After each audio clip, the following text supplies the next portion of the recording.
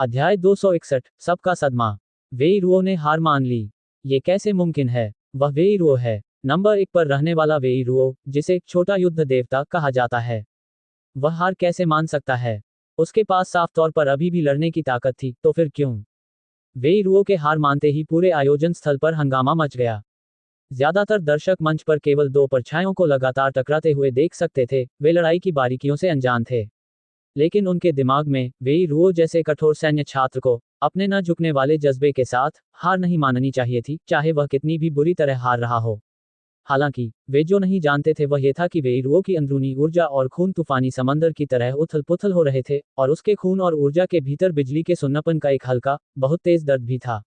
लेकिन केवल थोड़ा सा तेज दर्द वेईरुओ के हार मानने के लिए काफी नहीं होगा। जिस चीज ने उसे सच में हार मानने पर मजबूर किया, वह यह एहसास था कि उसके सामने वाला लड़का अपनी पूरी ताकत का इस्तेमाल करता हुआ नहीं दिख रहा था। उसने अपने वे छिपे हुए पत्ते और चालें भी नहीं दिखाई थी जो उसने पहले दिखाई थी। वह केवल अपने नंगे शरीर के साथ उससे लड़ रहा था। जिस बात ने उसे और भी ज्यादा हैरान कर दिया वह ये थी कि वह आर्यन के तेजी से बेहतर होते मूके के इरादे को महसूस कर सकता था। उस मूके के इरादे में उसके अपने अंदाज की एक झलक भी थी, और उसने आर्यन में लेई जेन की आभा का भी एक अंश महसूस किया। उसी पल वेईरुओ समझ गया कि आर्यन उसे एक पत्थर की तरह इस्तेमाल कर रहा था, अपने नजदीकी लड़ाई के हुनर को निखार रहा था। ये याद करते हुए कि आर्यन के साथ कुछ बार टकराने के बाद उसकी रफ्तार और चलने की तकनीक, जो साफ तौर पर उसकी खुद की तकनीक से कमजोर नहीं थी, उसका इस्तेमाल तलवार के साथ नहीं किया गया था, बल्कि नंगे हाथों से वार करना जारी रखा गया था, उसे अपने अंदाजे पर और भी ज्यादा यकीन हो गया। साधारण भयंकर बैल मूके को उसकी सबसे बेहतरीन सीमा तक ले जाने के काबिल होना, मुझे लगता है कि पूरे संघ में केवल तुम ही कर सकते हो, छोटे भाई आर्यन। वेईरुओ कड़वाहट से मुस्कुराया। सीनियर भाई वेई की मूके की तकनीक ने सच में मेरी आंखें खोल दी हैं। अगर कोई और मौका मिला तो मैं फिर से आपसे सीखना चाहूंगा। आर्यन की आंखों में पछतावे की एक झलक दिखाई दी, लेकिन उसने खुले तौर पर अपनी मुट्ठियां बांधी, अपने इरादों को नहीं छिपाया। वह वेईरुओ को नीचा नहीं दिखा रहा था, उसे सच में इन टैलेंटेड लोगों के खिलाफ लड़कर अपनी नजदीकी लड़ाई के हुनर को निखारने की जरूरत थी। पक्के तौर पर एक मौका मिलेगा। वेईरुओ फिर से कड़वाहट से मुस्कुराया। उसने आयोजन स्थल में हो रही उथल पुथल भरी चर्चाओं को, अपने हार मानने पर अविश्वास को साफ और स्पष्ट रूप से सुना।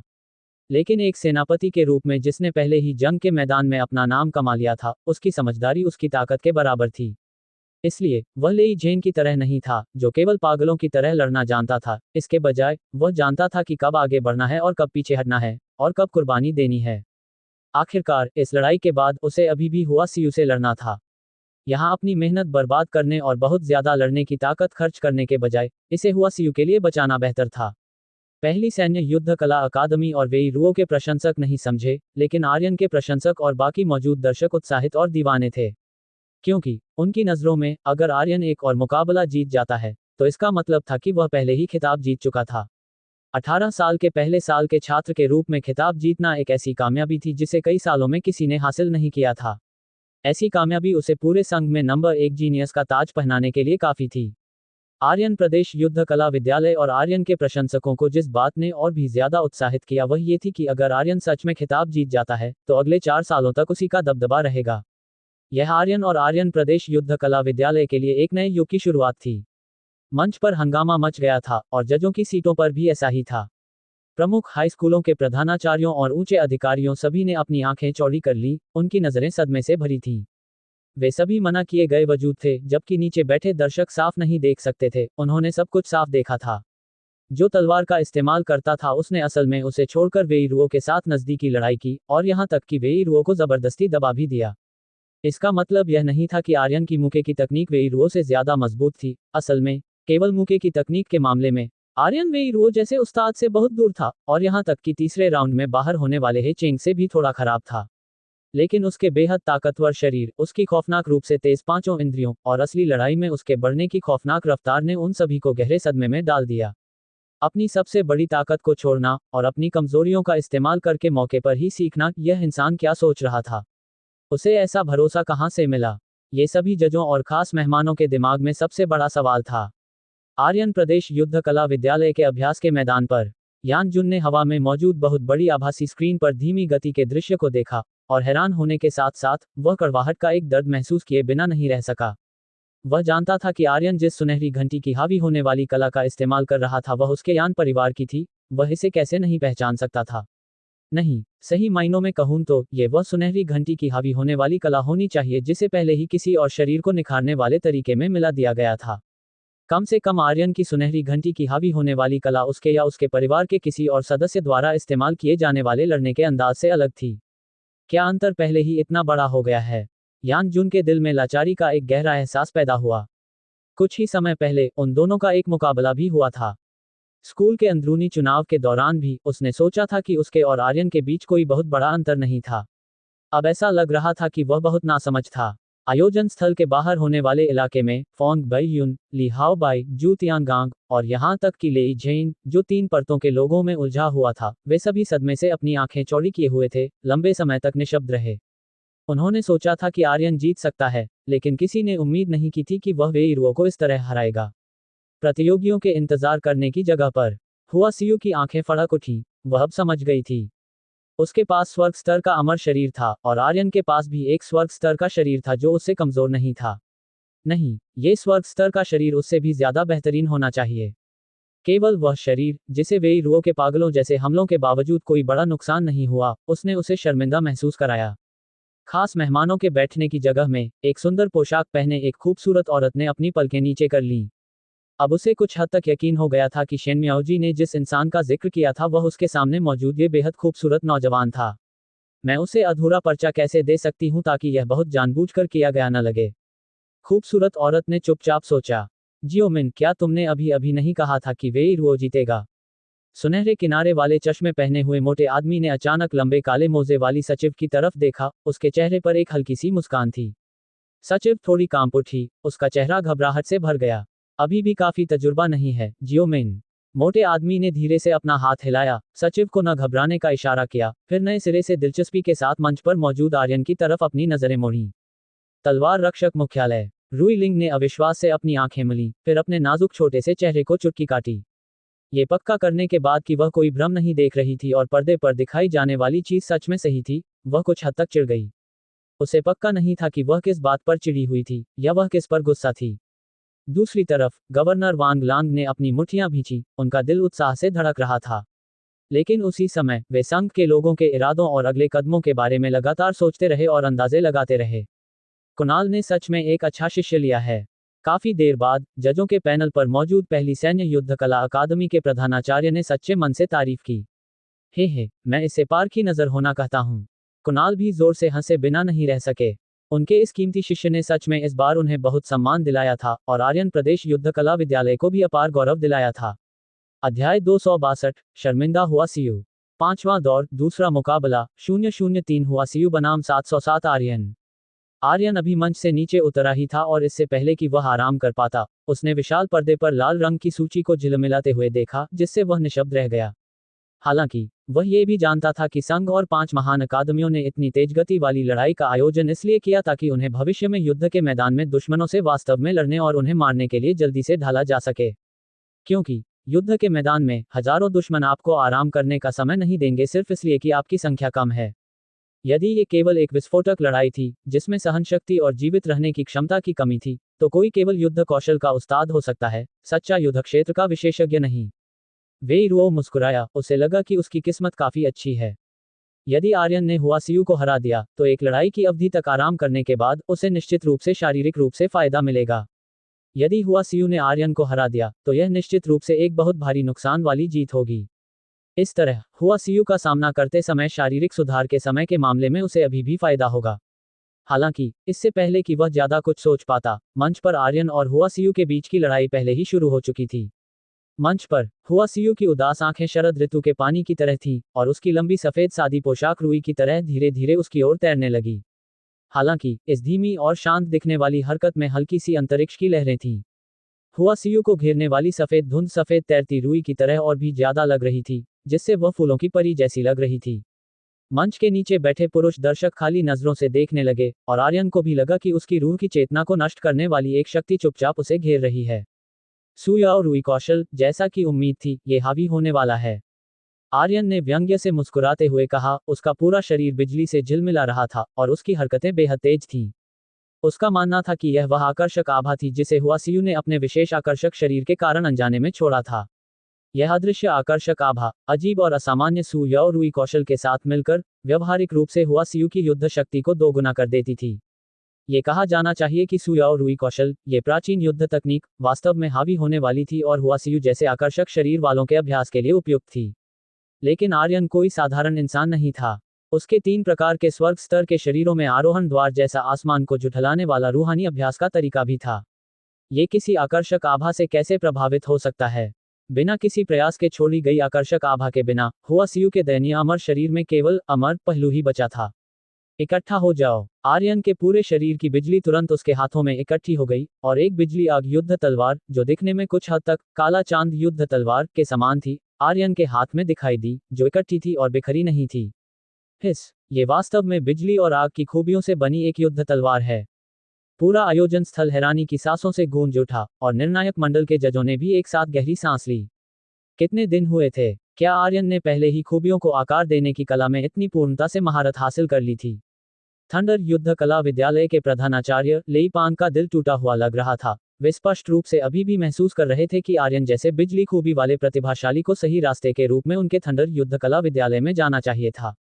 उसने अपने हाथ में बिजली की तलवार घुमाई और उमड़ती हुई जीवन ऊर्जा और बिजली ने उसके सामने की हवा को मोड़ दिया। खंडित बिजली आग तलवार की आभा, जो अपनी चरम सीमा तक घनी थी, वह सफेद धुंध और विलो रुई की ओर वार करने लगी। रगड़, भनभनाहट, खनक, बिजली रुई में उमड़ पड़ी और एक शानदार बैंगनी तलवार की रोशनी चमक उठी, जो नवजात महान सूर्य की तरह चमकीली और चकाचौंध करने वाली थी। उसके तुरंत बाद बिजली की रोशनी के साथ झिलमिलाती अनगिनत लपटें पूरे मंच पर फैलने लगी, जिससे एक बिजली का क्षेत्र बन गया। हुआ सियू को लगा कि उसने आर्यन को पहले ही काफी महत्व दे दिया था, लेकिन उसे उम्मीद नहीं थी कि आर्यन खूबियों को आकार देने में इस हद तक महारत हासिल कर लेगा। इससे उसके दिल में अनजाने में ही डर की भावना पैदा हो गई। लेकिन जल्द ही ये डर भीषण क्रोध में बदल गया। वह इस बात पर खुद से नाराज थी कि उसने वास्तव में डर महसूस किया और अपनी खुद की अक्षमता पर और भी अधिक क्रोधित थी, जिसने उसे ऐसी अजीब और शर्मनाक स्थिति में डाल दिया था। अपने पूरे शरीर में बिजली के सुन्नापन को महसूस करते हुए हुआ सियू और भी अधिक क्रोधित हो गई। हालांकि इस क्रोध के भीतर शर्म की एक झलक लग रही थी। आर्यन को इस समय हुआ सियू के मिजाज और भावनाओं का पता नहीं था। उसे केवल ये लग रहा था कि उसने अभी अभी जो बिजली का क्षेत्र जारी किया था, डूबिन के गुरुत्वाकर्षण क्षेत्र की नकल करते हुए, वह बहुत प्रभावी नहीं था। उसका मूल इरादा बिजली के व्यापक, निरंतर लकवाग्रस्त करने वाले प्रभाव का उपयोग करके गुरुत्वाकर्षण क्षेत्र के समान ही सीमित और नियंत्रित करने वाला प्रभाव प्राप्त करना था। लेकिन अब ऐसा लग रहा था कि उसके बिजली के क्षेत्र में पर्याप्त नुकसान की कमी थी और इसका नियंत्रण प्रभाव भी खराब था। ठीक उसी समय जब आर्यन ये सोच रहा था कि इसे कैसे सुधारा जाए और अपनी खुद की नियंत्रण प्रकार की युद्ध तकनीक बनाई जाए, उसने महसूस किया कि बिजली के क्षेत्र में हुआ सियू की आभा अचानक फिर से तेजी से बढ़ गई। मौजूद दर्शकों ने हैरानी की सांस ली। शुरुआत से ही आर्यन ने स्थिति को मजबूती से नियंत्रित किया था, जिससे उन्हें विश्वास हो गया था कि आर्यन की चैंपियनशिप की सीट सुरक्षित रूप से उसकी मुट्ठी में है। लेकिन फिर हुआ सियू पूरी तरह से पागल होती हुई लग रही थी। क्रोध और अपमान की भावनाएं सीधे हुआ सियू के मस्तिष्क में उमड़ पड़ी। जन्म से लेकर आर्यन के साथ अपनी लड़ाई तक उसे दुनिया द्वारा हमेशा स्वर्ग की चहेती बेटी कहा जाता था। चाहे उसे कुछ भी सामना करना पड़े, यहाँ तक कि सबसे मजबूत दुश्मनों का भी, वह उदासीन, उदास और शांत रहती थी। यहाँ तक कि जब किसी अजेय प्रतिद्वंद्वी का सामना करना पड़ता, तब भी वह शांत और एकाग्र रहती। लेकिन अब आर्यन का सामना करते हुए यह आदमी, जो उससे 3 साल छोटा था, हुआ सियू को वास्तव में अपने भीतर डर और क्रोध बढ़ता हुआ महसूस हुआ। जिस बात ने उसे और भी ज्यादा परेशान कर दिया वह ये थी कि उसके सामने खड़ा यह आदमी उस बिजली के क्षेत्र से खुलेआम उसे चिढ़ा रहा था। इस समय उसे ऐसा लग रहा था कि अखाड़े में मौजूद सभी दर्शक, और यहाँ तक कि अपने यंत्रों के सामने इस लड़ाई को देख रहे सभी दर्शक, अजीब सी मुस्कान दे रहे थे और उसे अजीब नजरों से देख रहे थे। आर्यन, हुआ सियू अचानक कोमलता से चीखी। उसकी घंटी जैसी आवाज आर्यन के प्रति क्रोध से भरी हुई थी। इससे आर्यन कुछ हद तक भ्रमित हो गया। इसने निर्णायक मंडल के जजों और दर्शकों को भी भ्रमित कर दिया। केवल जिया यानरान और विशेष अतिथि सीटों पर बैठी खूबसूरत महिला की आंखों में शर्म की एक झलक दिखाई दी। फिर उन्होंने आर्यन की ओर अजीब नजरों से देखा। तलवार धारक मुख्यालय। रुई लिंग थोड़ी हैरान थी और उसका खुला मुंह अगले ही पल सुअर की तरह हंसने की आवाजों में फूट पड़ा। कियान, देखो आर्यन कितना दिलचस्प है। वह एक लड़की को झटका देने के लिए विद्युत क्षेत्र का उपयोग कर रहा है। वह क्या सोच रहा है? क्या उसे इस हुआ सियू में कोई दिलचस्पी हो सकती है? तुम जानती हो, ये दोनों वास्तव में काफी अच्छी जोड़ी बनाते हैं। हालांकि मैंने सुना है कि हुआ सियू का एक मंगेतर है, बचपन से ही एक तयशुदा शादी। रुई लिंग खुश और गपशप करने वाली लग रही थी। दूसरी ओर मुरोंग कियान के भाव उदासीन थे। उसने रुई लिंग की ओर देखा और अपना सिर हिलाकर आह भरे बिना नहीं रह सकी। वह इंसान बहुत लंबे समय से युद्ध कलाकार नहीं है, ये सिर्फ एक अनजाने में किया गया काम होना चाहिए। उसके भावों को देखो, उसे स्पष्ट रूप से ये भी एहसास नहीं हुआ है कि उसने हुआसियु को इतना क्रोधित करने के लिए क्या किया है। मंच पर हुआसियु की आभा लगातार बढ़ रही थी, और वह भीषण क्रोध वास्तव में हुआसियु की जीवन ऊर्जा और इच्छाशक्ति के साथ जुड़ने और मिलने लगा। जिया यानरान, जो अभी अभी आर्यन को कुछ अजीब भाव से देख रही थी, वह अचानक अपनी सीट से खड़ी हो गई। ये है, सीयू मौके पर ही सीमा पार कर रही है। जिया यानरान हैरानी से बोल पड़ी। अध्याय 263 सात भावनाएं। इस समय सभी के चेहरे हैरानी से भरे हुए थे, और जिया यानरान तो और भी ज्यादा हैरान और क्रोधित थी। उसे इस बात की हैरानी थी कि यदि युद्ध के दौरान सीमा पार करने की प्रक्रिया में बाधा आई तो हुआसियु न केवल गंभीर रूप से घायल हो जाएगी, बल्कि इससे उसकी नींव को भी भारी नुकसान पहुंचेगा, जिससे उसका पूरा भविष्य बर्बाद हो जाएगा। वह इस बात से क्रोधित थी कि उसकी आमतौर पर आज्ञाकारी और उदासीन छात्रा अचानक इस तरह पागलों जैसा व्यवहार करेगी, जो सच में समझ से बाहर था। उसने कुछ चिंता के साथ हुआसियु की ओर देखा, फिर जियांग ली की ओर देखा। यदि जियांग ली ने अभी हुआसियु को रोकने का फैसला किया तो कोई और बाधा नहीं होगी। वह इस साल की 5 महान उच्च विद्यालय प्रतियोगिता का विजेता बन जाएगा। इसके अलावा अखाड़े में दुश्मन से लड़ते समय नैतिकता जैसी कोई चीज नहीं होती थी। यदि जियांग ली ने हुआसियु की सीमा पार करने की प्रक्रिया को रोक भी दिया तो कोई भी उसकी आलोचना नहीं करेगा, बल्कि वे इसे सामान्य मानेंगे। इसलिए जिया यानरान क्रोधित थी कि हुआसियु इस तरह अपनी सोचने समझने की क्षमता खो देगी।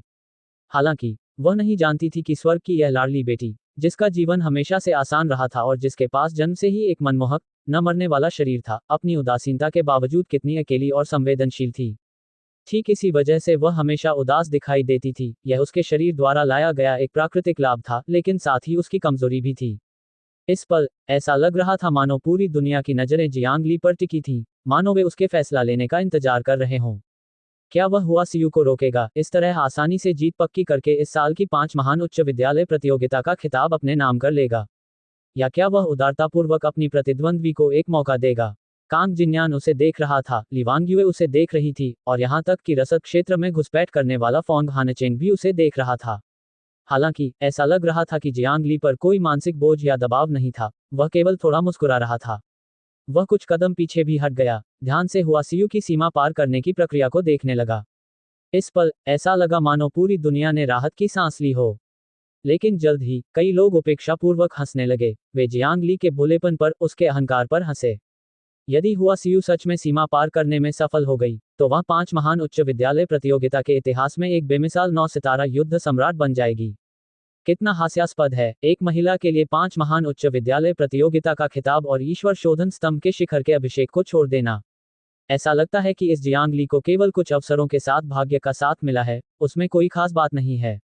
एक छिपी हुई जगह में लाल आंखों वाले और खून जैसे लाल निशानों से ढके एक आदमी ने उपकरण की ओर देखा और व्यंग्य से मुस्कुराते हुए तिरस्कारपूर्वक अपना सिर हिलाया। जैसी उम्मीद थी, एक नायक सुंदरी का विरोध नहीं कर सकता। एक महिला के लिए स्तंभ के शिखर के अभिषेक का मौका छोड़ देना, तच। किसी ने व्यंग्यात्मक लहजे में उसकी तारीफ की। निर्णायक मंडल पर प्रथम सैन्य युद्ध कला उच्च विद्यालय के प्रधानाचार्य झाओ होनबो थोड़े निराश थे। उनके दर्शन में जो लोग महान चीजें हासिल करते हैं उन्हें त्याग करना और चुनाव करना सीखना चाहिए, साथ ही उनके पास पर्याप्त उच्च महत्वाकांक्षा और एक न झुकने वाला विश्वास भी होना चाहिए।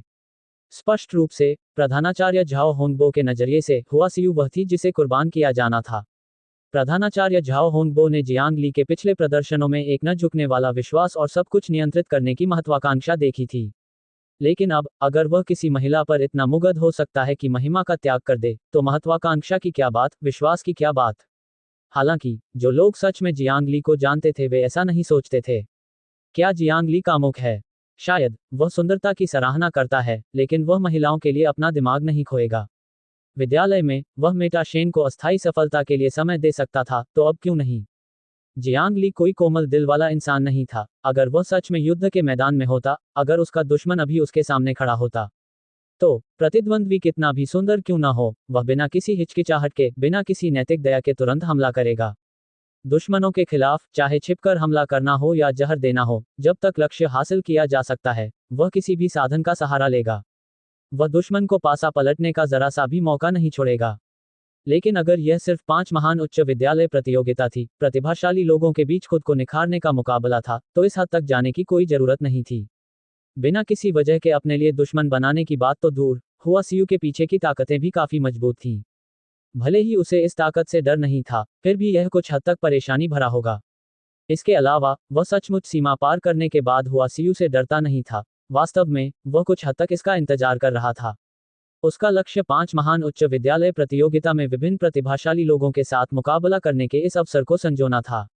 उसने इस मुकाबले में हुआ सीयू से लड़ाई की थी, अमीर पुरस्कार प्राप्त किए थे और यहां तक कि अस्थायी रूप से कुछ हद तक अविश्वसनीय बिजली क्षेत्र भी बनाया था, लेकिन यह अभी भी पूरी तरह से संतोषजनक नहीं था। ये कहने का मतलब यह नहीं था कि हुआ सीयू कमजोर थी, बल्कि यह था कि हुआ सीयू पर उसका कुछ नियंत्रण था। उसकी आत्मा की शक्ति ने उसे हुआ सीयू के मनमोहक आकर्षण से पूरी तरह से बचा लिया था। और स्वर्ण घंटी अधिपति कौशल के साथ नव चक्र दिव्य दानव शरीर का दूसरा चक्र हुआ सीयू के अमर शरीर से बेहतर था। इसके अलावा जियांगली के रक्त ऊर्जा की शुद्धता हुआ सीयू की तुलना में कई गुना अधिक थी। नतीजतन जीत के लिए हुआ सीयू के सामान्य फायदे पूरी तरह से खत्म हो गए थे। इसलिए हालांकि जियांगली आसानी से लड़ा और उसने काफी कुछ हासिल किया, ये वास्तव में संतोषजनक नहीं था। और अगर हुआ सीयू सच में अस्थायी रूप से 9 सितारा युद्ध सम्राट तक पहुंच सकती है, तो शायद वह उसे और अधिक आश्चर्यचकित कर सकती है, जिससे वह उसे खुद को निखारने के लिए एक सीढ़ी के रूप में इस्तेमाल कर सके, जिससे उसका युद्ध का अनुभव और निखर जाएगा। आखिरकार एक चरम 9 सितारा युद्ध सम्राट के रूप में अपनी वर्तमान ताकत के साथ वह एक कमजोर युद्ध सम्राट का भी मुकाबला कर सकता था। अस्थायी रूप से सीमा पार करने वाले 9 सितारा युद्ध सम्राट की तो बात ही छोड़ दें। ये कहा जाना चाहिए कि हुआ सीयू की प्रतिभा वास्तव में भयानक थी। कुछ ही सांसों में वह बढ़ता हुआ क्रोध पूरी तरह से हुआ सीयू की रक्त ऊर्जा की इच्छाशक्ति में विलीन हो गया।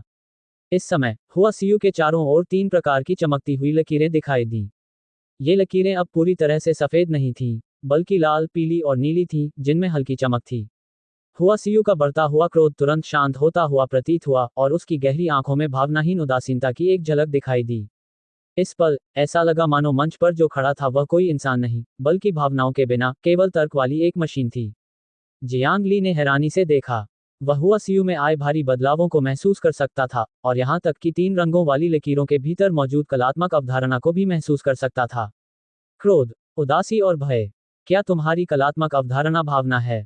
जियांगली ने उन 3 भावनाओं को देखा और महसूस किया जो आसपास की भीड़ को लगातार प्रभावित कर सकती थी, और वह सोचने से खुद को रोक नहीं पाया।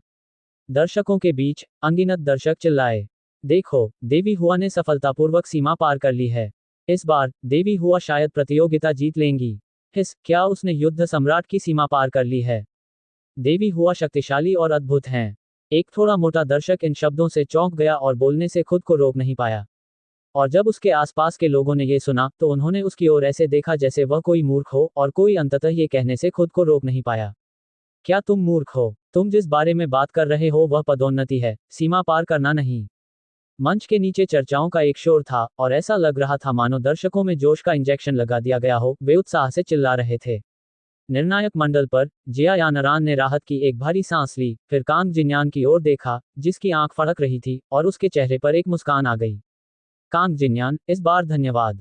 कृपया मेरी ओर से जियांगली को भी धन्यवाद दें। मैं, जिया यानरान और संयुक्त युद्ध कला उच्च विद्यालय इस उपकार को याद रखेंगे।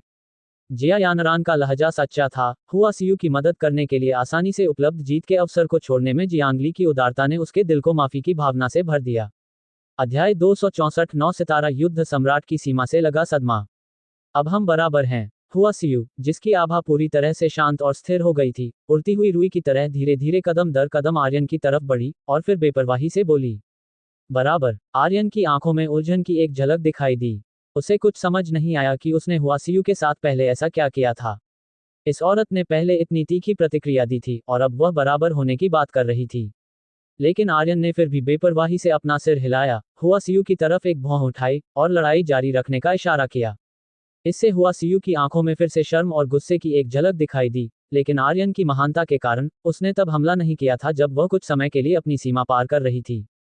इसलिए उसने ज्यादा कुछ नहीं कहा, बस सिर हिलाया और कुछ कदम पीछे हट गई। जजों के मंच पर, तुम्हें मुझे धन्यवाद देने की कोई जरूरत नहीं है। जहां तक 5वें जूनियर की बात है, तुम्हें जाकर उसे खुद धन्यवाद देना चाहिए। इस समय कुणाल के चेहरे के भाव अच्छे नहीं थे, उन्होंने बस इसे हल्के में कह दिया। जिया यानरान जानती थी कि कुणाल गुस्से में है, इसलिए उसने आगे कुछ नहीं कहा। बूढ़े कुणाल, मुझे लगता है कि तुम्हारा शिष्य इस बार सच में मुसीबत में है। हुआ सीयू का इरादा बड़ी कामयाबी तक पहुंच गया है। हालांकि उसकी जीवन ऊर्जा अभी तक नहीं बदली है, फिर भी उसे आधा कदम युद्ध देवता कहा जा सकता है। अगर इसे उसके स्वर्ग स्तर के शरीर और उस हावी होने वाली प्राचीन युद्ध कला के साथ मिला दिया जाए, तो उसकी कुल लड़ने की ताकत भी 9 सितारा तक पहुंच सकती है। अध्यक्ष लियू होंग चिंतित दिख रहे थे। वे आर्यन की स्थिति जानते थे और उन्हें ऐसा नहीं लगता था कि आर्यन की इच्छाशक्ति कमजोर है या वह हुआ सीयू से प्रभावित हुआ है। इसके बजाय उन्हें लगा कि आर्यन थोड़ा ज्यादा ही भोला है। मेटाशेन के प्रति आर्यन ने सचमुच असाधारण खुले विचारों और महानता का प्रदर्शन किया था, लेकिन मेटाशेन आर्यन का सहपाठी था और दोनों आर्यन प्रदेश की 5 प्रमुख अकादमियों से थे। हालांकि हुआ सीयू अलग थी और इस स्थिति की प्रकृति अक्सर होने वाली स्कूल प्रतियोगिताओं से भी कहीं ज्यादा अलग थी। कहना मुश्किल है। हालांकि 5वें जूनियर ने ज्यादा समय तक मुझसे शिक्षा नहीं ली है, लेकिन उसके गुरु के रूप में मैं उसे काफी अच्छी तरह समझता हूँ। अगर वह सच में कोमल दिल वाला और कमजोर इच्छाशक्ति वाला होता, तो तलवार रक्षकों द्वारा उसे इतनी अहमियत नहीं दी जाती और न ही उसने इतने सारे महान काम किए होते। हालांकि कुणाल गुस्से में थे और उनका चेहरा अच्छा नहीं लग रहा था, फिर भी उन्होंने आर्यन पर विश्वास करना चुना। इसके अलावा अपनी अंदरूनी झुंझलाहट की तुलना में वह अपने इस शिष्य की और भी ज्यादा तारीफ करते थे। वह बड़ी तस्वीर को समझता था, जानता था कि कब आगे बढ़ना है और कब पीछे हटना है, और आसान जीत हासिल करने के लिए अपनी इच्छाओं को दबा सकता था। उसके पास एक राजा जैसी महानता थी जो दूसरों को सहन कर सकता था। असल में वहां मौजूद सभी जज जानते थे कि आर्यन का ये कदम वास्तव में बिल्कुल सही चुनाव था। लेकिन जानना अलग बात है और मानना अलग बात है, फिर भी गुस्सा तो आता ही है। जिया यानरान अच्छा सिखाती है। हुआ सीयू का सात भावनाओं के रास्ते पर चलना मेरे लिए भी एक बड़ी आंखें खोलने वाली बात है। 7 भावनाओं का रास्ता पैतृक तारे से कई सालों से गायब हो चुका है। कुणाल फिर से आह भरे बिना नहीं रह सके, न जाने वे क्या सोच रहे थे। उनके बगल में बैठे अध्यक्ष लियू होंग ने भी सहमति में सिर हिलाया और कहा, खुशी, क्रोध, उदासी, सोच, दुख, डर और खौफ। हुआ सीयू ने उनमें से 3 में महारत हासिल कर ली है, लेकिन बाद वाली, सोच और दुख को पार करना मुश्किल हो सकता है। यह इरादे का वह रास्ता है जो उसने खुद चुना है, भविष्य में सब कुछ उसी पर निर्भर करेगा। Dot dot dot dot dot dot क्रोध। अखाड़े में हुआ सीयू ने एक हल्की सी चीख निकाली। आगे की कतारों में बैठे कुछ दर्शकों और यहां तक कि बाहर हो चुके प्रतियोगियों के देखने वाले इलाके में मौजूद प्रतिभाशाली लोगों के सिर में भनभनाहट महसूस हुई, जैसे कुछ फट गया हो। इसके बाद उनके पूरे शरीर में चिड़चिड़ापन और उफनती हुई जीवन ऊर्जा की भावना पैदा हो गई। आर्यन ने साफ तौर पर एक ऐसी ऊर्जा महसूस की जिसने जबरदस्ती उसकी जीवन ऊर्जा के बहाव को बदल दिया और उसकी दिमागी इच्छाशक्ति को परेशान करते हुए उसकी चेतना और रूह की तरफ तेजी से बढ़ी। इससे वह हैरान नहीं बल्कि खुश हुआ। उसने अपनी आंखें बंद कर लीं और अपनी रूह द्वारा पकड़ी गई इस अजीब ऊर्जा को ध्यान से महसूस किया। पलक झपकते ही आर्यन ने अपनी आंखें खोल दी। उसकी चकाचौंध करने वाली काली आंखों में, जो इतनी चमकदार थी कि उन्हें देखने से आंखों में चुभन होती थी, खुशी की एक झलक दिखाई दी और फिर वह जोर जोर से हंसे बिना नहीं रह सका। बहुत खूब, जैसा कि शीर्ष 3 के वजूद से उम्मीद थी, ताकत में एक 9 सितारा युद्ध सम्राट। इस बार मुझे आखिरकार एक ऐसा दुश्मन मिल ही गया जो मुझे पूरी तरह से मजा दे सकता है। आर्यन की नजरें जल रही थीं और उससे एक बहुत बड़ी आभा फूट पड़ी, जिसके बीच में वह था, जो बाहर की तरफ फैल रही थी, जिससे जीवन ऊर्जा की लहरें उफनने और उथल पुथल होने लगीं। यह आभा पूर्णिमा के चांद की तरह फैल गई, जिसने नीले आसमान और सूरज को भर दिया और पहाड़ों और नदियों की 5 दिशाओं को ढक लिया। युद्ध देवता? नहीं, ये सही नहीं है। ये 9 सितारा युद्ध सम्राट की सीमा है। हा हा हा हा, बूढ़े लियू, क्या तुमने वह देखा? 5वां जूनियर असल में उस स्तर तक पहुंच गया, उस मशहूर 9 सितारा युद्ध सम्राट के चरम स्तर तक। हा हा हा हा, इस छोकरे ने असल में इसे सबसे छिपा कर रखा। वह कैसे किताबी है, वह कैसे कमजोर इच्छाशक्ति वाला है। वह बस अपने साथियों से निपटने के लिए छोटी मोटी चालों का इस्तेमाल करने से नफरत करता है। कुणाल ने आर्यन की पूर्ण और बेदाग आभा को महसूस किया, जो एक पूर्णिमा के चांद की तरह थी, और वह पागलों की तरह हंसने लगे। वह बिना किसी रोक टोक के हंसे और उनकी हंसी राहत से भरी थी। इस समय न केवल अखाड़े में हुआ सीयू हक्की बक्की थी, बल्कि मौजूद दर्शकों ने भी अपने मुंह खुले रखे थे, उनकी आंखें सदमे से भरी थीं। पूरा आयोजन स्थल एक अजीब, शांत माहौल में डूबता हुआ लगा, जहां केवल कुणाल की बेकाबू और खुशी से भरी हंसी गूंज रही थी। तलवार रक्षक मुख्यालय। एक चटकने की आवाज के साथ प्रशासक वांग लांग ने अपनी रहस्यमयी स्फटिक कुर्सी के हत्थे को पीसकर पूरी तरह से चूर्ण बना दिया। 9 सितारा सीमा। प्रशासक वांग लांग ने खुद से बड़बड़ाया और पल भर में उनकी हैरान आंखों में अनगिनत विचार चमक उठे। पुस्तकालय में एक मोटी किताब पकड़े हुए बूढ़े आदमी ने जर्जर यंत्र की तरफ देखा और उसके ठरकी और मनहूस चेहरे पर हैरानी की एक दुर्लभ झलक दिखाई दी। लेकिन फिर उसके चेहरे पर आत्मसंतुष्टि का भाव आ गया और वह मुड़ा हे की अजीब सी हंसी की एक लड़ी छोड़ते हुए और उस मोटी न बताने लायक किताब को पढ़ना जारी रखा। मंच के नीचे बाहर हो चुके प्रतियोगियों के देखने वाले इलाके में वेई रुओ के हैरान चेहरे पर एक कड़वी मुस्कान आ ही गई। क्या उसे कम आंका जा रहा था? वह तो आर्यन की असली ताकत को बाहर निकालने में भी कामयाब नहीं हुआ था। नहीं, अगर हुआ सीयू ने कुछ समय के लिए अपनी सीमा पार नहीं की होती तो शायद वह भी आर्यन की असली ताकत को बाहर नहीं निकाल पाती। लेकिन क्या सच में यह बाहर निकाला गया था? शायद पूरी तरह से नहीं। फोंग बईयुन और ली हाओबाई ने एक दूसरे की तरफ देखा, दोनों कड़वाहट से मुस्कुरा रहे थे, उनके दिलों में हार का एहसास उठ रहा था। और जू तियानगांग की नजरें जल रही थी, उसके लड़ने का जज्बा और भी तेज हो रहा था। दूसरी तरफ ली युतोंग ने हल्का सा अपना सिर हिलाया। उसका विचार सही था, आर्यन को लक्ष्य बनाने से शायद वह अभी अपना युद्ध कलाकार वाला दिल खो बैठेगी, लेकिन फोंग बईयुन को लक्ष्य बनाने से वह धीरे धीरे खुद को निखार पाएगी, जिससे उसे उस लड़के का पीछा करने की और प्रेरणा मिलेगी जो उन्हें पहले ही बहुत पीछे छोड़ चुका था, न जाने वह कितनी दूर चला गया था। खौफ हुआ सीयू ने अपने चांदी जैसे दांत भींचे और फिर से चिल्लाए। उसके आसपास उड़ती नीली रुई धुंधली परछाइयों की लकीरों में बदल गई, जो जगह को चीरते हुए आर्यन की तरफ तेजी से बढ़ी। आर्यन की आभा एक बहुत बड़ी बाढ़ की तरह थी और उसने एक बार फिर अपने हाथ में एक बिजली आग वाली युद्ध तलवार को इकट्ठा किया। एक ही वार के साथ हुआ सीयू को लगा मानो उसने अपनी जिंदगी की सबसे चकाचौंध करने वाली और शानदार तलवार की रोशनी देखी हो, ब्रह्मांड के आसमान से गिरती उल्कापिंडों की बारिश से भी ज्यादा खूबसूरत एक शानदार नीली चमक। हालांकि इसमें छिपे हुए अत्याचार और विनाश ने उसे अंतहीन ठंडक और डर का एहसास कराया। उदासी उस चकाचौंध करने वाली तलवार की रोशनी के टकराने से पहले हुआ सीयू ने आखिरकार उस भारी दबाव को सहा और आखिरी शब्द बोला। बूम! अखाड़े की पूरी जगह पूरी तरह से चकनाचूर हो गई। तलवार की रोशनी और सात भावनाओं के टकराव के तहत असाधारण रूप से मजबूत मिश्र धातु का अखाड़ा लगातार कांपता रहा। लहरें बाहर की तरफ फैल रही थीं, जिससे जीवन ऊर्जा की एक के बाद एक लहरें बन रही थीं। मंच के पास आयोजन स्थल की आगे की कतारों में बैठे दर्शकों और बाहर हो चुके प्रतिभाशाली लोगों के देखने वाले इलाके में मौजूद लोगों ने भी जमीन को लहरते और कांपते हुए महसूस किया। बूम! एक और धमाका गूंजा और अखाड़े में वह लड़की, जिसके चेहरे पर उदासी की एक झलक थी, एक खूबसूरत उड़ती हुई रुई की तरह लड़खड़ाए और जीवन ऊर्जा की परतों के साथ अखाड़े के नीचे गिर गई। अध्याय 265 किंवदंती। एक सच्चा विजेता। क्या आर्यन जीत गया? पूरा शारीरिक शिक्षा केंद्र शांत था और कुछ ही पलों के बाद हैरानी और ठंडी सांसें खींचने की आवाजें गूंज उठीं। क्या तुम अंधे हो? क्या तुमने नहीं देखा कि आर्यन ने हुआ सीयू को मंच से नीचे गिरा दिया? आर्यन पक्के तौर पर जीत गया है। अद्भुत! मेरे आर्यन भगवान, मैं तुम्हें सीमा पार करने दूंगा, अगर तुम जीतते हो तो मैं हार जाऊंगा, हा हा हा। एक आम प्रशंसक आर्यन द्वारा दिखाई गई ताकत से पूरी तरह से प्रभावित हो गया था और तुरंत एक पक्का प्रशंसक बन गया। उसने उत्साह से कहा, नहीं, ये तो जानबूझकर छूट देना है, 5 महान उच्च विद्यालय प्रतियोगिता के मंच पर इतनी बड़ी छूट। एक और दर्शक, जो उतना ही रोमांचित था, वह भी हैरानी से बोले बिना नहीं रह सका। मुझे लगता है कि तुम गलत बात पर ध्यान दे रहे हो। हुआ सीयू ने पहले ही सीमा पार कर ली है और उसके पास 9 सितारा युद्ध सम्राट की ताकत है, फिर भी आर्यन उसे अपनी हावी होने वाली ताकत से आसानी से हरा सकता है। क्या इसका मतलब यह है कि आर्यन पहले ही युद्ध सम्राट बन चुका है? क्या युद्ध सम्राट की ताकत के साथ 5 महान उच्च विद्यालय प्रतियोगिता में हिस्सा लेना नियमों के खिलाफ नहीं होगा? चश्मा पहने हुए और सभ्य दिखने वाले एक नौजवान ने अपना चश्मा ऊपर किया और हुआ सीयू के साथ हुए अन्याय के खिलाफ आवाज उठाए बिना नहीं रह सका। तुम जो कह रहे हो उसका कोई मतलब नहीं है।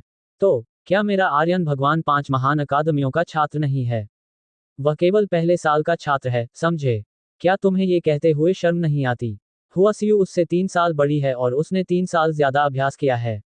जैसे ही चश्मे वाले आदमी ने अपनी बात खत्म की, बहुत से लोगों ने उसकी बात का विरोध किया। बिल्कुल सही, मैंने अभी चर्चा मंच पर देखा है और किसी विशेषज्ञ ने कहा है कि आर्यन भगवान अभी युद्ध सम्राट नहीं बना है, बल्कि इस बात की बहुत संभावना है कि उसने उस मशहूर स्तर 9 सितारा युद्ध सम्राट के चरम स्तर को छू लिया है। हम सभी जानते हैं कि एक युद्ध सम्राट आमतौर पर एक 8 सितारा युद्ध सम्राट के चरम पर युद्ध सम्राट बनता है, अपनी कलात्मक सोच की बड़ी कामयाबी को पार करता है और फिर युद्ध सम्राट बनने के लिए खुद को और बेहतर बनाता है। प्रतिभावानों में से केवल कुछ ही प्रतिभाशाली 9 सितारा युद्ध सम्राट के शुरुआती स्तर को पार कर सकते हैं और फिर 9 सितारा युद्ध सम्राट के शुरुआती स्तर पर अपनी कलात्मक सोच की बड़ी कामयाबी का इस्तेमाल करके युद्ध सम्राट बन सकते हैं। लेकिन आर्यन भगवान अलग लगता है। उसकी कलात्मक सोच अभी तक बड़ी कामयाबी तक नहीं पहुंची है, लेकिन बाकी सभी पहलू पहले ही एक महत्वपूर्ण युद्ध सम्राट की अंतिम सीमा तक पहुंच चुके हैं। यही वजह है कि यह स्थिति पैदा हुई, यानी मशहूर 9 सितारा युद्ध सम्राट का चरम। एक नौजवान, जिसने अभी अभी अपने यंत्र पर जानकारी पढ़ी थी, उसकी आंखें सदमे से भरी थी। उसने अपने आसपास बहस और चर्चा कर रहे दर्शकों को समझाया, हे भगवान, क्या ये सच है? 9 सितारा युद्ध सम्राट का चरम मशहूर, क्या ऐसी भी कोई बात है? बहुत से लोग इसके बारे में खोजने लगे, लेकिन उससे भी ज्यादा लोग दीवाने हो गए। एक ऐसा दीवानापन जो आर्यन के लिए था। Dot dot dot dot dot dot dot dot इस बार आभासी बड़े पर्दे पर अगले दौर के मुकाबलों की सूची नहीं दिखाई दी। हर कोई समझ गया था कि हुआ सीयू, जिसने पहले ही कलात्मक सोच की बड़ी कामयाबी को पार कर लिया था और जिसके पास 9 सितारा युद्ध सम्राट की ताकत थी, वह पक्के तौर पर दूसरे स्थान पर होगी। जहां तक वेई रुओ की बात है, अपनी सीमा पार करने से पहले वह अब हुआ सीयू का मुकाबला करने के काबिल नहीं था। जजों ने मैदान पर प्रतियोगियों के कुछ समय के लिए सीमा पार करने की घटना को फिर से रोकने के लिए दूसरे और तीसरे स्थान के लिए अंतिम लड़ाई को सीधे रद्द कर दिया। 10 मिनट बाद विशाल लाल पक्षी व्यायामशाला में लाखों दर्शकों और अपने यंत्रों के सामने बैठे पूरे संघ के दर्शकों के शांत इंतजार के बीच थोड़ी झुकी हुई कमर वाले बुजुर्ग धीरे धीरे विशाल मंच के बीच में आए। मैं ऐलान करता हूं कि इस 5 महान उच्च विद्यालय प्रतियोगिता का विजेता आर्यन प्रदेश युद्ध कला विद्यालय का आर्यन है। पल भर में पूरा नजारा दीवानेपन में बदल गया। चीखें और उत्साह भरी दहाड़ें इतनी तेज थी मानो वे पूरी लाल पक्षी व्यायामशाला को पलट देंगी। तलवार रक्षक मुख्यालय में डू बिंग और सुनची भी उफनते हुए उत्साह के साथ देख रहे थे। रोंग यू की खूबसूरत आंखें एक अजीब सी चमक के साथ चमक उठी। कोई भी औरत किसी ताकतवर इंसान की तारीफ किए बिना नहीं रह सकती, खासकर ऐसे इंसान की जिसका बर्ताव राजाओं जैसा हो और जो बेहद खूबसूरत हो। एक सच्चा और बेमिसाल प्रतिभाशाली इंसान। एक 18 साल का 9 सितारा युद्ध सम्राट, और यहां तक कि मशहूर 9 सितारा युद्ध सम्राट का चरम। ये पहले से ही भविष्य का एक मना किया गया वजूद था, या यहां तक कि मना किए गए स्तर से भी परे का वजूद।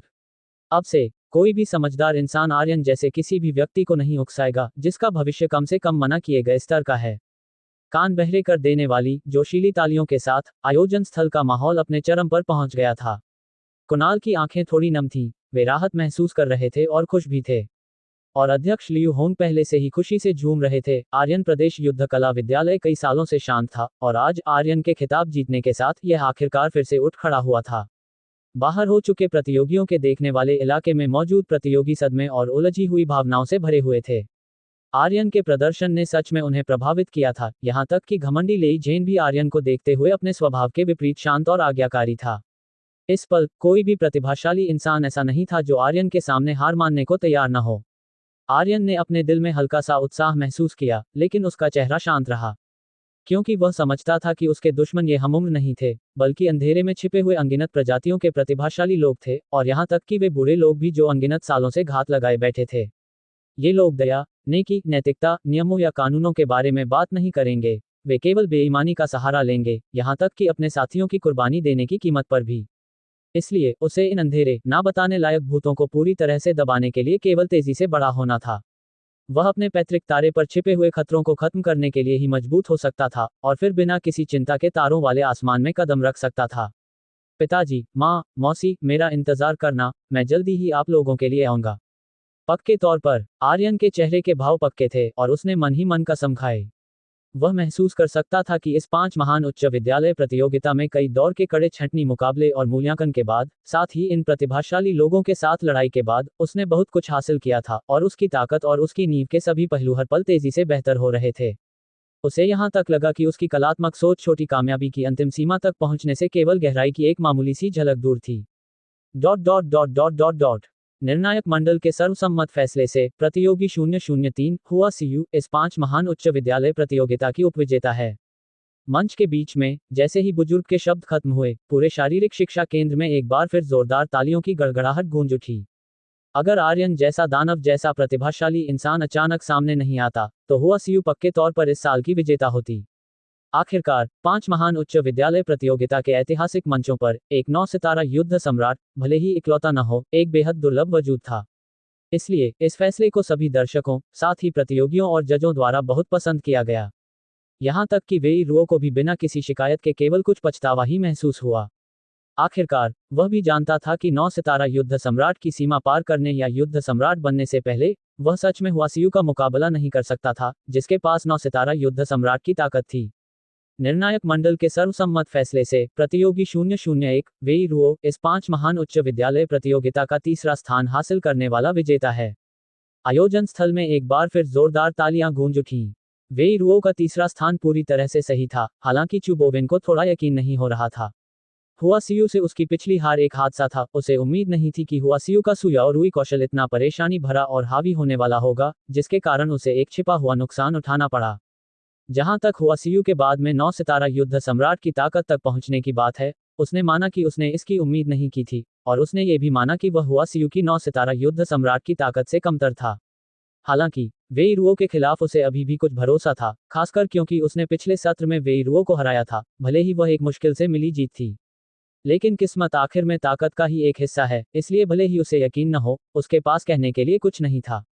अध्याय 266 शांत मज्जा। क्षण पूरे प्रांगण में एक साफ और सुरीली तलवार की गूंज सुनाई दी, क्योंकि काले चांद की युद्ध तलवार से लगातार रहस्यमयी गहरे नीले रंग की बिजली की रोशनी निकल रही थी। यह आसमान से गिरती पंखुड़ियों, बारीक बारिश की बूंदों की तरह था, फिर भी एक भड़कती हुई आग की तरह, एक उठती हुई हवा की तरह जिसने विनाशकारी, अत्याचारी गरजती हुई बिजली को घेर लिया और सोख लिया। फोंग हानचेंग की आंखों में आर्यन ने खुद को एक अदृश्य जेल में बदल लिया था, जो उस अत्याचारी गरजती हुई आग को कसकर बांधने के इरादे से था। इसके बाद लगभग जम चुकी ऊर्जा और खून था, और उसके पूरे शरीर की अनगिनत कोशिकाओं में मौजूद भयानक शक्ति थी। उसके शरीर के भीतर इन शक्तियों के लगातार एक दूसरे से टकराने के बाद बिखरी हुई फूलों की पंखुड़ियों की तरह एक जबरदस्त तलवार का इरादा फैल गया।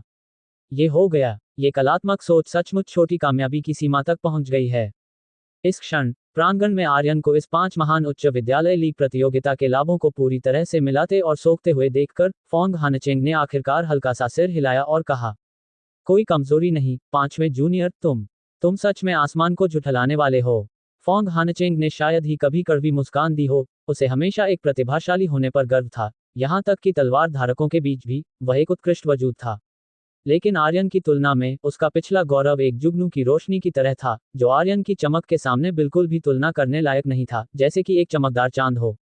मैं थोड़ा सा ताकतवर हूं, लेकिन फिर भी यह ठीक है। आर्यन ने एक हल्की सांस छोड़ी, फिर अपना सिर खुजलाया, वह थोड़ा आत्मसंतुष्ट दिख रहा था। अपने लोगों के सामने वह हमेशा बहुत सच्चा और बेफिक्र रहता था। हालांकि आर्यन के न छिपने वाले घमंड और उसके ये तो बस आम बात है, ज्यादा हंगामा मत करो वाले रवैये ने फोंग हानचेंग का मुंह फड़का दिया। ठीक है, चलो गंभीर मामलों के बारे में बात करते हैं। चूंकि तुम्हारा स्तर पूरी तरह से छोटी कामयाबी की सीमा तक पहुंच गया है, इसलिए अगला कदम युद्ध देवता है। गुरु का इरादा यह है कि ईश्वर शोधन स्तंभ में तुम्हें अपने स्तर को जितना हो सके उतना दबाना चाहिए, खुद को इतनी जल्दी युद्ध देवता के स्तर तक नहीं पहुंचने देना चाहिए, बल्कि अभिषेक के बिल्कुल आखिरी पल में युद्ध देवता के स्तर को पार करना चाहिए। फोंग हानचेंग के भाव गंभीर थे, और फिर उसने 6 छोटी चांदी की खाली बोतलें निकालीं। 5वें जूनियर, याद रखना, ईश्वर शोधन स्तंभ के अभिषेक से पहले इन छोटी बोतलों को मत खोलना, लेकिन एक बार अभिषेक शुरू होने के बाद तुम्हें इन्हें तुरंत खोलना होगा और फिर इनके भीतर के मज्जा को सोखना होगा। फोंग हानचेंग ने बोलते हुए अपने हाथ में मौजूद 6 चांदी की खाली बोतलों को गंभीरता से आर्यन को सौंप दिया। ये सुनकर आर्यन ने सिर हिलाया और अपने हाथ में मौजूद चांदी की बोतलों को ध्यान से देखा। बोतलें बहुत हल्की थीं, इतनी हल्की कि वे मुलायम मखमल जैसी लग रही थीं। सीनियर भाई, मैंने आपको कहते सुना है कि इन बोतलों के अंदर की चीज मज्जा है, लेकिन यह मज्जा क्या है? आर्यन ने उन्हें काफी देर तक बिना समझे देखा था, इसलिए उसने पूछा। मज्जा आदिम गुण वाले कण हैं, फोंग हानचेंग ने फिर कहा। हर किसी के जन्मजात गुण वाले कण अलग अलग होते हैं, कुछ बिना किसी गुण के होते हैं, कुछ एक गुण वाले होते हैं, और कुछ 2 गुण वाले, या यहाँ तक कि कई गुण वाले भी होते हैं। लेकिन जो लोग बिना किसी गुण के या एक गुण वाले होते हैं, वे हमेशा ऐसे ही नहीं रहते, वे बाद में भी गुण वाले कण प्राप्त कर सकते हैं। उदाहरण के लिए, तुम हाई स्कूल से ही बिजली के गुण वाली अभ्यास तकनीकों का अभ्यास कर रहे हो, जिससे तुम्हारा शरीर दुनिया के बिजली के गुण वाले कणों के प्रति असाधारण रूप से सक्रिय, यहाँ तक कि लगाव वाला हो गया है। आग के गुण वाली अभ्यास तकनीकों के तुम्हारे अभ्यास के लिए भी यही बात लागू होती है। फोंग हानचेंग रुका, फिर आगे बोला। बेशक, अभ्यास तकनीकों के अलावा अन्य अचानक मिलने वाले मौकों से भी गुण वाले कण मिल सकते हैं। और सबसे महत्वपूर्ण बात, गुण वाले कणों का तुम्हारे और तुम्हारे द्वारा अभ्यास की जाने वाली संबंधित गुण युद्ध तकनीकों या गुण अभ्यास तकनीकों के बीच अनुकूलता की ऊपरी सीमा पर एक निर्णायक प्रभाव होता है। मुझे याद है, 5वें जूनियर, तुमने एक बार बर्फ के गुण वाली युद्ध तकनीक और हवा के गुण वाली युद्ध तकनीक की चलने की तकनीक का अभ्यास किया था, है ना? फोंग हानचेंग ने आर्यन की ओर देखते हुए कहा। वास्तव में, मैंने एक सी रैंक युद्ध तकनीक, बर्फ की ठंडी हथेली, और एक डी रैंक युद्ध तकनीक, हवा पर चलने वाले कदम का अभ्यास किया था। आर्यन ने बिना किसी हिचकिचाहट के सिर हिलाया। तुम जन्म से ही बिजली और आग के गुण वाले हो, यही कारण है कि तुम बिजली और आग के गुणों में आगे बढ़ गए हो, लेकिन इसका मतलब यह नहीं है कि अन्य गुणों की अभ्यास तकनीकें तुम्हारे लिए उपयुक्त नहीं हैं। बल्कि भले ही तुम उन्हें बड़ी कामयाबी तक ले जाओ, वे केवल बड़ी कामयाबी ही होंगी और सीमा तक आगे नहीं बढ़ पाएंगी। ये भी एक कारण है कि थंडर युद्ध कला उच्च विद्यालय के लिए पांग तुम्हें भर्ती करने के लिए किसी भी हद तक जाना चाहते थे, और गुण वाले कणों का लगाव मजबूत है या कमजोर यह इस बात पर निर्भर करता है, सबसे पहले जन्मजात प्रतिभा पर, और दूसरा कोई कैसे अभ्यास करता है। फोंग हानचेंग द्वारा दी गई जानकारी की मात्रा बहुत अधिक थी, और यह अब आर्यन की सबसे बड़ी कमजोरी थी, समय की कमी और उच्च अंत वाले गुप्त ज्ञान की कमी। सौभाग्य से वह अब तलवार धारकों में शामिल हो गया था और 5 महान अकादमियों के प्रधानाचार्यों में से एक, कांग जिन्यान का शिष्य भी बन गया था, और उसके कई सीनियर भाई बहन थे जो उसकी परवाह करते थे। वरना अकेले लड़ते हुए वह इतनी सारी गुप्त जानकारी कैसे जान सकता था।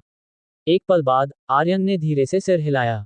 वह लगभग समझ गया था कि गुण वाले कणों से फोंग हानचेंग का क्या मतलब था। सीधे शब्दों में कहें तो गुण वाले कणों के गुण अभ्यास तकनीकों के साथ जुड़ने के बाद उनकी शक्ति कई गुना बढ़ जाएगी। गुण वाले कणों का लगाव जितना अधिक होगा, वे गुण अभ्यास तकनीकों के साथ उतने ही अधिक अनुकूल होंगे, जिससे उनकी शक्ति भी बढ़ेगी। गुण वाले कण हर किसी में जन्मजात होते हैं, या तो एक तरह के, या 2 तरह के, या यहाँ तक कि 3 तरह के भी, लेकिन विशाल बहुमत एक तरह का होता है, या यहाँ तक कि कोई भी नहीं होता है। गुण वाले कण अपरिवर्तनीय नहीं हैं, उन्हें बाद में जोड़ा जा सकता है या कुछ अचानक मिलने वाले मौकों के माध्यम से बढ़ाया भी जा सकता है, लेकिन यह मुश्किल है, बहुत मुश्किल है। ये सोचकर आर्यन की नज़र एक बार फिर 6 बेहद हल्की और मुलायम चांदी की बोतलों पर पड़ी। सीनियर भाई, यहाँ अंदर ये मज्जा क्या हैं? ये 6 बोतलें मज्जा की हैं, सोने की मज्जा, लकड़ी की मज्जा, पानी की मज्जा, पृथ्वी की मज्जा, बर्फ की मज्जा और हवा की मज्जा। तुम्हारे पास पहले से मौजूद बेहद कमजोर हवा गुण वाले कणों के अलावा बाकी सभी प्रकार वे हैं जो तुम्हारे पास नहीं हैं। इसलिए स्कूल के शिक्षकों को तुम्हारी 8 सितारा चरम युद्ध सम्राट के रूप में ताकत के बारे में पता चलने के बाद उन्होंने तुम्हारे लिए इन मज्जा को तैयार करना और इकट्ठा करना शुरू कर दिया। फोंग हानचेंग ने सिर हिलाया और समझाया। ये सुनकर आर्यन का दिल भर आया। फोंग हानचेंग के बिना कहे ही आर्यन भी समझ गया कि ये चीजें कितनी कीमती थीं। लेकिन इतनी कीमती चीज के लिए उसके गुरु कांग जिन्यान ने एक शब्द भी नहीं कहा था। बिजली और आग के लिए तुम्हारे गुण वाले कणों के लगाव को अब इन मज्जा की आवश्यकता नहीं है। मज्जा का सबसे बड़ा प्रभाव दुनिया से इन गुण वाले कणों को बलपूर्वक प्राप्तकर्ता के शरीर में आकर्षित करना है, जिससे वे प्राकृतिक आदिम गुण वाले कण बन सकें, इसलिए गुरु ने उन्हें तुम्हारे लिए नहीं लिया। जहां तक कुछ अन्य विशेष रूप से दुर्लभ अंधेरे गुणों, यिन गुणों, यांग गुणों और कुछ अन्य गुणों की बात है, तो गुरु उन्हें फिलहाल प्राप्त नहीं कर सकते। हम केवल ये देख सकते हैं कि क्या हम भविष्य में उनका सामना कर सकते हैं। ये चीजें बहुत दुर्लभ हैं। फोंग हानचेंग ने धीरे से आर्यन का कंधा थपथपाया। चीजें आर्यन को सौंप दी गई थीं, और उसका जाने का इरादा था। इसी पल आर्यन को अचानक कुछ याद आया और उसने झट से पूछा, सीनियर भाई, हवा की मज्जा का सार क्या है? हवा की मज्जा का सार? हवा की मज्जा का सार हवा की मज्जा का एक उपोत्पाद माना जाता है, और यह भी एक अत्यंत दुर्लभ सामग्री है। इसे आमतौर पर अन्य सामग्रियों के साथ मिलाकर पूरे शरीर पर लगाने के लिए उपयोग किया जा सकता है ताकि गुण के प्रति लगाव को बढ़ाया जा सके, या इसे हथियारों और कवच में एकीकृत किया जा सकता है ताकि गुण की चालकता बढ़ सके। मूल्य के संदर्भ में तुम्हारा हवा की मज्जा का ये छोटा सा टुकड़ा लगभग 3 किलो हवा की मज्जा के सार के बराबर है। फोंग हानचेंग एक पल के लिए दंग रह गया, फिर बोलने से पहले कुछ देर सोचा। अध्याय 267 राष्ट्रीय आदर्श। शाही राजधानी तियानयुवान चौक। विशाल चौक पहले से ही खचाखच भरा हुआ था, जिसमें एक भी खाली सीट नहीं थी। चौक के बिल्कुल बीचों बीच एक बहुत बड़ा नहीं बल्कि एक कांस्य का स्तंभ खड़ा था।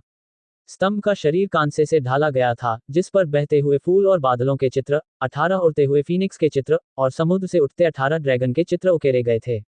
स्तंभ के बिल्कुल शीर्ष पर एक दूधिया सफेद मोती जड़ा हुआ था, जो एक हल्की सफेद चमक छोड़ रहा था जिसने पूरे स्तंभ को घेर लिया था, जिससे कांस्य स्तंभ शांत और रहस्यमय लग रहा था। क्या ये ईश्वर शोधन स्तंभ है? आर्यन ने दूर से उस बहुत बड़े नहीं लगने वाले कांस्य स्तंभ को ध्यान से देखा और मन ही मन विचार करने लगा। आर्यन की तरह शीर्ष 12 के अन्य प्रतियोगियों ने भी ध्यान से देखा, मानो वे स्तंभ के शरीर के माध्यम से आंतरिक संरचना को देख सकते हों। ये ईश्वर शोधन स्तंभ है, जो संघ के सच्चे खजानों में से एक है। तुम सच में भाग्यशाली हो कि तुम्हें इस बार ऐसा अवसर मिला है। पिछली 5 महान उच्च विद्यालय प्रतियोगिताओं में कभी ऐसा इनाम नहीं दिया गया था। ली वांग्यू इस पर थोड़ा मुस्कुराई, फिर समझाने लगी। कुछ ही पलों में जब ऊपर बैठे हुए बूढ़े लोग अपनी प्रक्रिया पूरी कर लेंगे, तो मेरे इशारे का इंतजार करना और मेरे पीछे पीछे मंच पर आना। थोड़ा रुककर ली वांग्यू ने आगे कहा, चूंकि आर्यन ने चैंपियनशिप जीती थी और जू तियानगांग, ली हाओबाई और फोंग बईयुन सभी ने शीर्ष 12 में जगह बनाई थी, इसलिए शीर्ष 12 में से 4 और शीर्ष 6 में से 2 आर्यन प्रदेश युद्ध कला विद्यालय के थे। उन्हें इस शीर्ष 12 पुरस्कार समारोह के लिए अस्थायी टीम का नेतृत्व करने के लिए चुना गया था। बात करते हुए ली वांगयू ने फिर से आर्यन की ओर देखा, उसकी खूबसूरत आंखें थोड़ी मुड़ गईं। आर्यन की लोकप्रियता इस बार पूरी तरह से आसमान छू गई थी और वह पूरे संघ के सभी युवा पीढ़ी के युद्ध कलाकारों की नज़रों में निर्विवाद रूप से सबसे मजबूत नया सितारा बन गया था। उसकी शोहरत प्राथमिक विद्यालयों से लेकर उच्च विद्यालयों और विश्वविद्यालयों तक दूर दूर तक फैल गई थी। ऐसा कोई भी युवा छात्र नहीं था जो उसे नहीं जानता हो, और न ही कोई ऐसा था जो उसे अपना आदर्श नहीं मानता हो। हालांकि हर चीज के अपने फायदे और नुकसान होते हैं। अधिक शोहरत आर्यन को भविष्य में तेजी से और व्यापक माध्यमों से संसाधन प्राप्त करने में मदद करेगी। नुकसान ये था कि वह 10,000 जानवरों के कबीले, यहाँ तक कि 10,000 प्रजातियों के स्वर्ग के चुने हुए लोगों और अंधेरे में छिपी बुरी ताकतों के लिए सबसे प्रमुख लक्ष्य बन जाएगा। इसके अलावा वह जहां भी जाएगा, अनगिनत चमकदार रोशनी उस पर केंद्रित होंगी, जो उसे गुप्त अभियानों को करने या एक सामान्य इंसान के शांतिपूर्ण जीवन का आनंद लेने से रोकेंगी। लेकिन ताज पहनने के लिए उसका भार भी सहना पड़ता है। अगर वह इतना सा दबाव भी नहीं सह सका, तो वह तारों भरे आसमान में अपने माता पिता और मौसी को खोजने की बात कैसे कर सकता है। तारों भरे आसमान में सच्चे खतरे हर जगह छिपे हुए थे। एक गलत कदम से मना किए गए स्तर के लोग भी गिर सकते थे। विजेता, ये सचमुच ईर्ष्या करने लायक है। मंच के पीछे दाई झेनगुओ की आधी मजाकिया टिप्पणी ने ली वांगयू के भटकते विचारों को वापस खींच लिया। झेनगुओ, ये वह चीज है जिसके लिए उसने सचमुच कड़ा संघर्ष किया है। अगर तुम्हें सच में ईर्ष्या है, तो तुम्हें इस अभिषेक के खत्म होने का इंतजार करना चाहिए और अपने शरीर को और भी अजेय बनाने के लिए हर दिन भयंकर हत्या व्यूह के 100 अतिरिक्त अभ्यास सत्र जोड़ने चाहिए। वेई रुओ ने, हालांकि, दाई झेनगुओ का कंधा थपथपाया और हंसते हुए कहा। हैरानी की बात है कि दाई झेनगुओ ने केवल एक पल के लिए विचार किया, फिर गंभीरता से सिर हिलाते हुए सहमति के भाव से कहा, तुमने जो कहा उसका मतलब है। ये सच है कि मैं तुम्हारी बराबरी नहीं कर सकता। मैं वापस जाकर अतिरिक्त अभ्यास करूंगा। हालांकि मुझे पता है कि मैं आर्यन की बराबरी नहीं कर सकता, लेकिन मुझे बहुत पीछे भी नहीं रहना चाहिए। दाई झेनगुओ की आवाज तेज थी और उसके भाव दृढ़ थे, जिससे वेई रुओ ने अपना माथा रगड़ा और अन्य 10 प्रतियोगियों को उसका सीधापन दिखाई दिया। खांसते हुए, तुम अब पूरे संघ के युवा छात्रों के दिलों में आदर्श हो, इसलिए कृपया अपनी छवि पर थोड़ा ध्यान दो। ली वांगयू ने हल्के से खांसा, दाई झेनगुओ को निशब्द होकर घूरा, फिर आगे कहा, इस बार यहाँ न केवल 5 महान अकादमियों के उच्च स्तरीय अधिकारी मौजूद हैं, बल्कि विभिन्न मशहूर हस्तियां और विभिन्न ताकतों के प्रतिनिधि भी इकट्ठे हुए हैं। यहाँ तक कि संप्रदाय की ताकतें भी आई हैं। भले ही कुछ संप्रदाय जरूरी मामलों के कारण शामिल होने में असमर्थ हों, वे अपने प्रतिनिधि भेजेंगे। इसके अलावा, लीग के मूल्यांकन की तरह इस कार्यक्रम का भी सीधा प्रसारण किया जा रहा है। तुम्हारे हर कदम को ये सीधा प्रसारण देख रहा पूरा संघ देख रहा है। इसलिए कोई भी अनुचित बात मत कहना। ली वांगयू ने उन्हें फिर से याद दिलाया। शिक्षिका ली, चिंता मत करो, मैं समझता हूँ। दाई झेनगुओ ने सिर हिलाया। वह सीधा था लेकिन मूर्ख नहीं था। वह जानता था कि क्या कहना है और क्या नहीं कहना है। अच्छा है कि तुम जानते हो। ली वांगयू ने सिर हिलाया और कुछ नहीं कहा, और चौक के बीच में कांस्य स्तंभ की ओर देखा। एक बार उस लड़की ने भी आर्यन प्रदेश युद्ध कला विद्यालय का प्रतिनिधित्व किया था। अन्य अकादमियों को एक तरफ हटाते हुए आर्यन प्रदेश युद्ध कला विद्यालय के लिए एक जबरदस्त प्रतिष्ठा स्थापित की थी। उसी समय उसकी ताकत के कारण संघ ने एक अपवाद बनाया और उसे कांस्य स्तंभ में प्रवेश करने का इनाम दिया। उस समय भी ये तियानयुआन चौक ही था, लेकिन केवल वह अभिषेक के लिए अंदर गई थी, जबकि इस बार 12 लोग थे। एक नया युग आ गया है। कुछ पिछली घटनाओं को याद करते हुए ली वांगयू अपने दिल में धीरे से आह भरे बिना नहीं रह सकी। 5वें जूनियर, तुम्हारा दूसरा सीनियर भाई तुम्हारी ओर हाथ हिला रहा है। अचानक ली वांगयू ने दूर तलवार रक्षकों के देखने वाले क्षेत्र में वरुण को देखा और मुस्कुराते हुए आर्यन को उसकी ओर इशारा किया। आर्यन ने ली वांगयू द्वारा बताई गई दिशा में देखा, और निश्चित रूप से वरुण वहां बैठा था, आर्यन और ली वांगयू की ओर उत्साह से हाथ हिला रहा था। वरुण की दाईं ओर 5 सितारा तलवार रक्षक था, जिससे वह कुछ बार मिल चुका था। उसके अलावा आर्यन ने किसी उच्च पदस्थ तलवार रक्षक अधिकारी को नहीं देखा, जैसे कि प्रशासक वांगलांग। क्या मुख्यालय के पास कोई और काम है?